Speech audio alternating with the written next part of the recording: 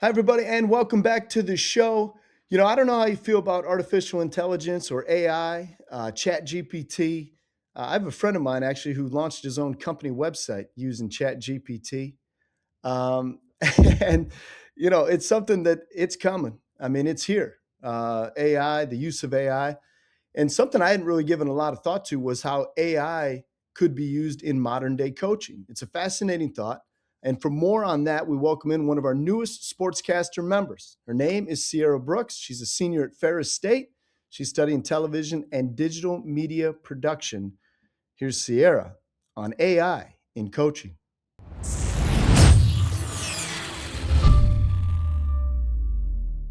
Hi there, welcome to SportsCaster. My name is Ciara Brooks, and today I am going to be talking about AI coaching in the sports world.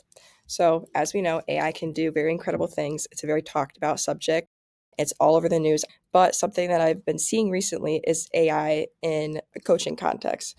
I want to try to talk about how AI is used in sports and how valuable it is to athletes and even coaches, and what are some of the benefits on athletes on all different types of levels. AI coaching combines computer vision, machine learning, and mobile apps to analyze these movements that players are doing. Machine learning is an algorithm that detects patterns in collected data and also can suggest personalized drills. If a baseball player is consistently opening up their hips, machine learning can actually flag this and maybe suggest a different exercise for this player. I think this is super cool and I think it's super, super useful. I've seen some videos of it and it looks really cool. Devices such as smartwatches, something that I see obviously all the time. This is super common. An Apple Watch is what I was thinking, a Garmin watch. These are super affordable too. And these use real information on your heart rate and speed. And this data helps coaches and players monitor their recovery, their workload, their heartbeat, fatigue, anything you can think of. That's what a wearable sensor does. There are several AI tools that demonstrate the practical applications of AI and how it's getting used in the sports world today. Home Court one is a NBA basketball app. This uses a phone camera to track shot attempts and dribble counts. This also delivers real-time audio and visual feedback. I think this is super cool, and I think that it's really interesting to see that AI can do this and how far it has come in the past 3 to 4 years. There's one called Swing Vision, and this is designed for tennis and pickleball players, and this tracks strokes and shot placement and helps athletes understand their tactical decisions. Blast Motion, this focuses on swinging sports like baseball and golf and measures their swing speed and timing and angles to improve their mechanics on their body. For combat sports, Jabber uses computer vision and they generate stats for these players and assist in scoring.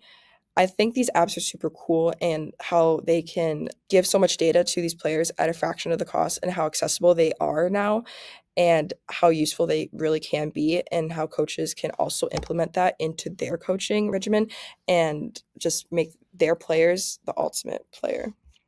Now, I think these tools can also help the coaches get better insights on their players. It doesn't have to be college or professional. It can be youth, it can be amateur, even any type of high school sport even. Some of these can be only accessible in high-end type of environments like those collegiate athlete levels, and now since they're so accessible, you could just download them on your phone. I think AI coaching is particularly important because it makes high level training, like I said, more accessible. These tools and analytics were once used for professional athletes, now can be used by these amateurs and recreational athletes, often at a very minimal cost. Like I said, wearables like the Apple Watch can combined with an AI flagging system can really show the athlete if they're fatigued, if they're overtraining, and different type of movement patterns that they're doing. This can also reduce injury risk, which is obviously super important. And research shows that AI assisted training can also improve skill acquisition more than just traditional coaching alone. Now, while AI coaching offers a lot of benefits, there are a lot of concerns that critics are questioning. One major worry is an over reliance to AI that can undermine the human support and the human elements that coaching has involved in it. Sports are not obviously only about technique, but there's emotional support, there's leadership, and there's strategic thinking. As we know, AI can't feel, they can't really support you in that type of way, but it is such a powerful tool that some people are wondering if it's really going to replace coaching. I think the consensus on AI is generally positive, but people just need to be cautious of it. Most expert coaches and sports scientists that agree that it is a very powerful tool and that it should be used, but it is just recognized that it's something that we all need to just be aware of. And it's best used as a supplement, but not as a replacement for traditional coaching. It offers significant advantages to athletes at all levels and even coaches. And until AI can physically step on the field, it's just going to remain a powerful assistant, and it helps athletes perform at a smarter, more effective pace. That was Ciara Brooks, a senior at Ferris State University, on AI being used in coaching. As we know it, the world is changing, the advances in technology, new data available, and it feels like the advances are happening so fast. And I hadn't given AI a ton of consideration when it comes to sports, but obviously analytics have been such a huge part of sports, but this type of data is something even deeper. And I think the interesting thing that Ciara brought up is, how coaches go about using that data. At the end of the day, there is emotional support that's needed. A coach is still a coach. Not everything can be run, by computers or be all computerized or just, artificial intelligence. And I think to her point, AI is not going to replace coaching, but it can be an effective tool.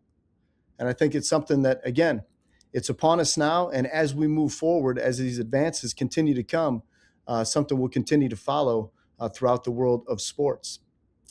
That is going to do it for this week's show. I want to thank all of our guests, Ciara Brooks from Ferris State on AI and coaching. I want to thank Glenn Ratledge, tuberous sclerosis as a young boy, now working with the Detroit Pistons. It's a great story.